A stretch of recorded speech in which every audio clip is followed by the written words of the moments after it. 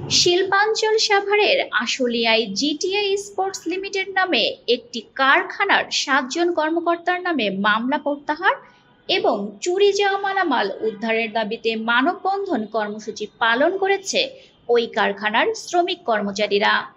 মানববন্ধনে প্রায় ২৫০ জন শ্রমিক ও কর্মচারী উপস্থিত ছিলেন।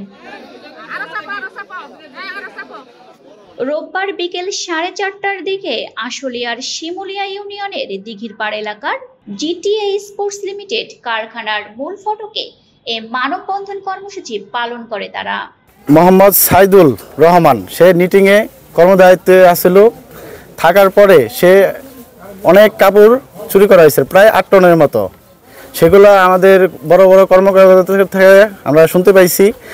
এখানে দাঁড়াইছি আমরা আমাদের স্যারের মুক্তি চাই, মতিউর স্যার, রনি স্যারের মুক্তি চাই। তাদের কোনো দোষ নাই, অপরাধ নাই, আর এই সাইদুল চোরের বিচার চাই।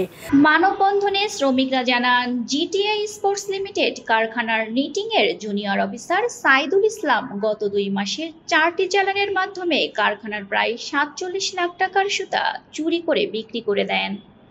বিষয়টি কারখানা কর্তৃপক্ষের নজরে আসলে তার কাছে হিসেব চাইতে গেলেই গা ঢাকা দেয় সাইদুল।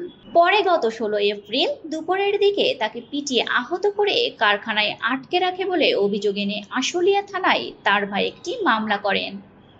মামলায় কারখানার কর্মকর্তা সহ 7 জনকে আসামি করা হয় এবং 2 জনকে কারাগারে পাঠায় পুলিশ।